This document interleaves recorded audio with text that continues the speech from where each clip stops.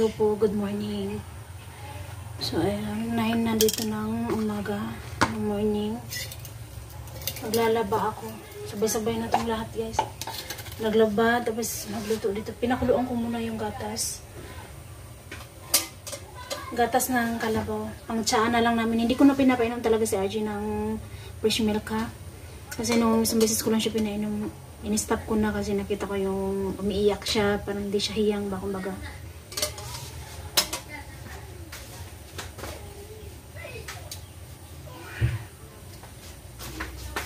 Nainit ko naman na yung isa.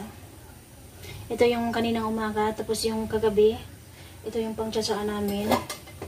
Imagine ko lang muna ng konti, tapos lagay ko na ulit sa ref. Kailangan siyang ilagay sa ref, guys, kasi pag hindi mo siya ilalagay sa ref, masisira siya. Naiyak lang ako, share ko lang sa inyo. Alam mo yung habang nagkakat ako ng patatas, naiyak ako kay Ayman sa, narinig ko kasi nag-usap si auntie at saka yung asawa ni auntie, nag-usap sila. Kasi si Ayman, inatusan ko siya kanina na naglalaba ako, kasi kanina umaga pagising namin si RG, pumunta na kaagad sa kapitbahay eh. Kinuha nung anak ni auntie, Dalagita. Kasi nilaro nila ba, yung ganun. So, nangyari, si auntie nagluluto na. Nakita ko si auntie na yung tanawag dito eh. Parang binuhat niya si RJ yung parang, hindi siya yung parang bag na, yung backpack na yung buhatin natin yung bata. Pwede palikod or sa harap. Sila kasi yung style dito sa Nepal is yung pwede yung pang ano ba, bang hijab. Pwede nang, yun yung ginagawa nilang pangkarga ng mga bata. Kadalasan yun talaga yung dito. Ganun talaga sila. So, nakikita ko parang ako yung nahihirapan kay auntie. Na buhat niya pa yun si RJ. Ginanon niya si RJ. Tapos, nag-ano siya na, naglagay siya ng lupa sa kaldero ba. So, sinabihan ko si Ayman, kunin mo yung kapatid mo. Kunin mo yung kapatid mo. Tapos, punta kayo doon sa loob. I-open mo yung TV. Manood kayo ng TV ng kayong tatlo. Nakinig naman si Ayman. So, sabi niya naman, Ama, bigay mo sa akin si RG kasi nahihirapan ka.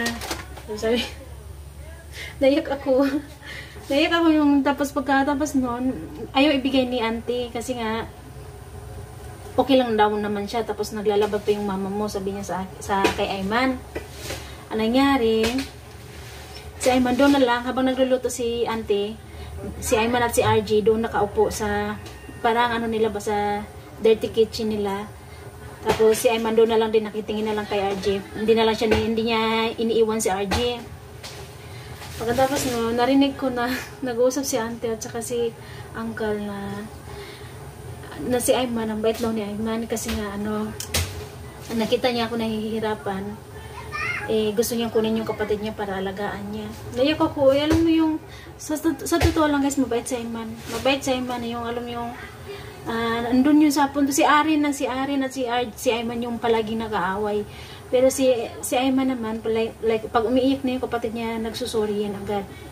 So ano siya, mapagmahal na kapatid. So natutuwa lang ako kasi alam mo yung naiyak man ako. Natutuwa lang ako kasi napalaki ko yung mga bata ng ganun ba na yung alam mo yung nakikinig sila sa akin or ano ba tawag doon? Kung ano yung sinasabi natin, nagigisip pa yung ano natin. Kung ano yung sinasabi natin, nakikinig yung sa Ayman, naglilinis. Siya lang talaga yung guys. Tutulong siya lang yung katulong ko dito sa Ayman lang. Siya yung tagawalis ko, pag busy ako, tagaligpit ng kalat ng kapatid niya. Pero madalas, silang dalawa pinapaligpit ko, like si Arin at saka si Ayman. Sila yung dalawa kong pinapaligpit kasi sila yung sama-sama na naglaro. Si RG hindi pa naman kasi alam magligpit. Pero tinuturo-turuan ko na kung ano yung kinuha niya, balik niya. So, naiyak lang ako kasi na-appreciate ng mga tao yung kabaitan ni Ayman ba. So, masaya ako bilang nanay. Masaya ako. Kasi kahit ganito lang kami dito, natuturuan ko ng maayos yung mga bata. Natuturuan ko sila na rumispeto sa ibang tao. Yung ganun ba? So, masaya ako. Habang nagsasampay ako kanina, narinig ko lang kasi na ipinag-uusapan nila about si Ayman. Narinig ko lang. Kasi magkadikit lang yung ano namin eh. Parang hindi naman siya as in magkadikit. Alam nyo na, di ba? Pero narinig ko talaga yung usapan nila. Habang nasasampay ako, napatulo talaga yung luha ko. Pero tumakbo ako kaagad dito sa loob. Para lang hindi makita ni na auntie. Baka nahiya ako makita nila kung bakit ako umiyak. Yung ganun ba? Umiyak lang ako sa kasaya. Dahil masaya ako dahil pati sila nakikita nila yung mabuting pagpalaki ko sa mga bata ba.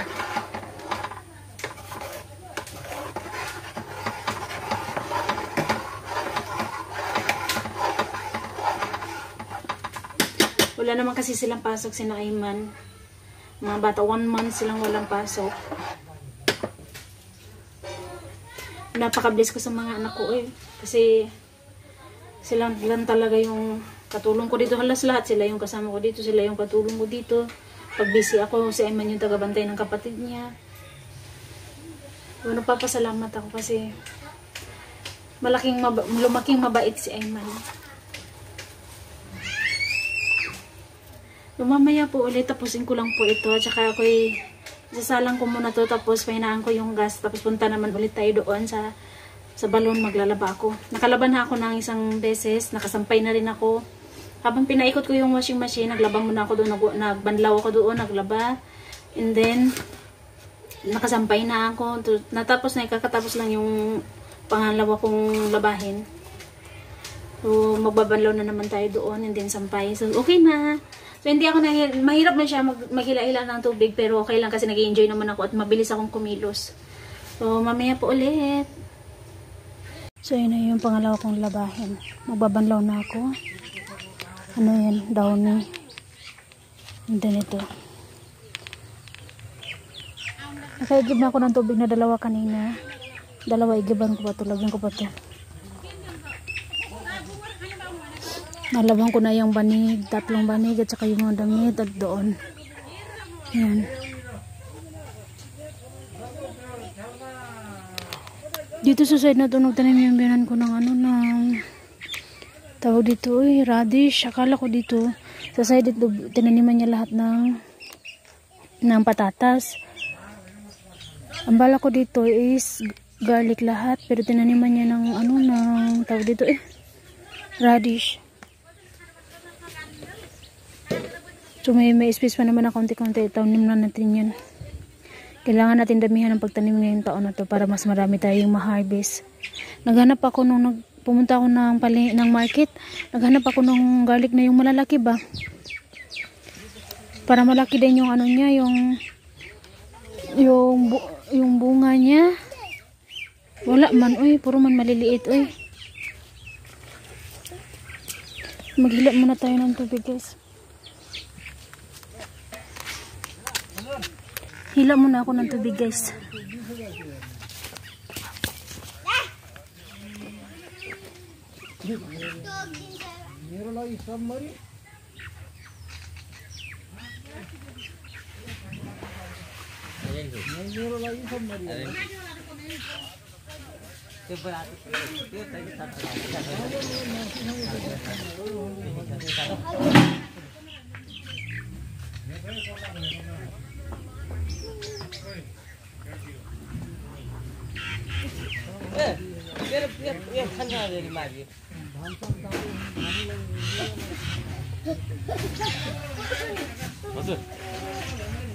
어디?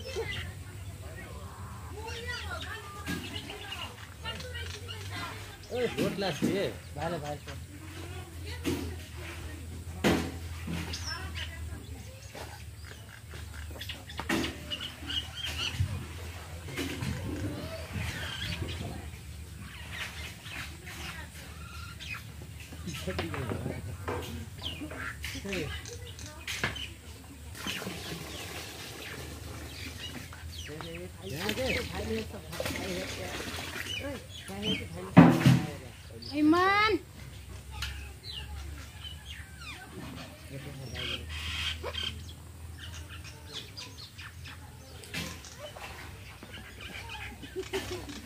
किन बिठाउ गर्ने भएको छ यो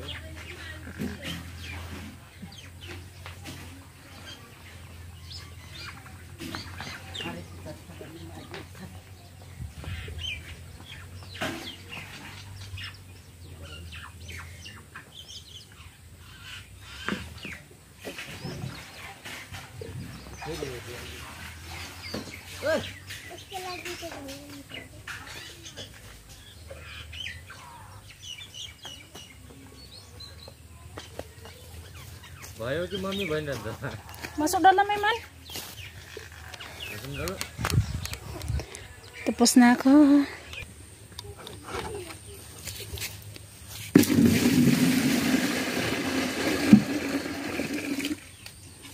Ano ba yun?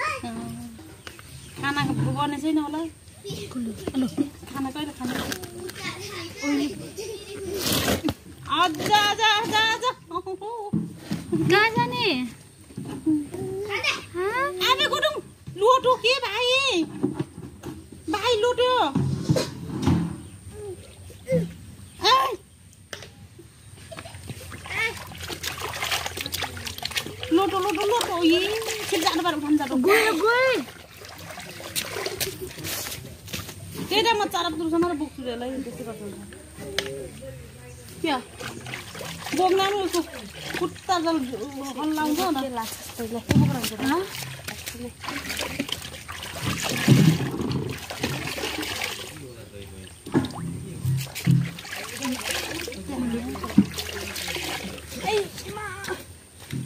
Jangan bentuk kali.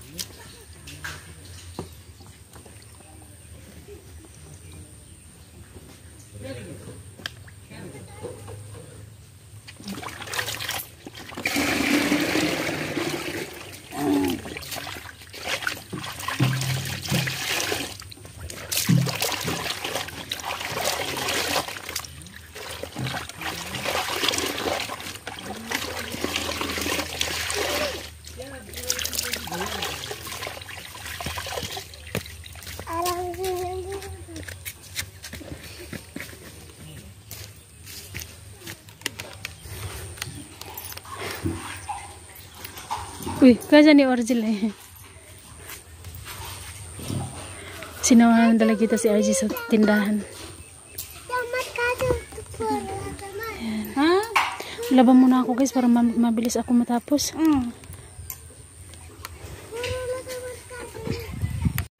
So yun, kakatapos ko lang maglaba. And then nasampay ko na lahat. Yung ano na lang, yung bedsheet na lang yung hindi. Si RG. Dito ko siya pinahigan. Dumating na siya dyan, oh. Tambay na rin ako ng tubig. Ayan, oh. Yan, at saka isang balde. Diba? Pag maubos to dito, ang ginagawa ko, ito yung ginagawa kong igiban. Ta-transfer ko dito. Pag kunti na lang to dito, transfer ko. Tapos igib ako kaagad para hindi ako mahirapan ba. Ito yung ginawa kong pang kabo. Din dito rin, syempre, ayan, tubig din. Pag maghugas ng kamay yung mga bata. Doon may tubig din. Ayan. At saka may tubig din doon. Ajoy! Ayan na lahat yung nilabang ko, oh. Ayan. Yung mga medyas dito ko na yung sinampay, oh. kasi wala na akong space na sampayan. Ayan. Doon, hanggang doon.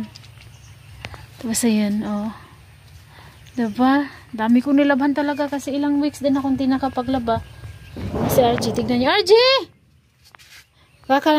Kakapalit ko lang ng diaper ng batang to. Lo. Ayan. No? No? No, no, no, no. Yung mga tubig na pinag-anuhan ko ng binalawan ko, inano ko dito, parang dinilig ko dito ba. Lumabas na yung mga bulaklak niya. RG! Palangga ni mama. Palangga ni mama. So, hanggang dito na lang guys. Mamaya po ulit. Pahinga muna ako saglit. So, hanggang dito na lang. Bye-bye everyone. Thank you so much. Bye-bye.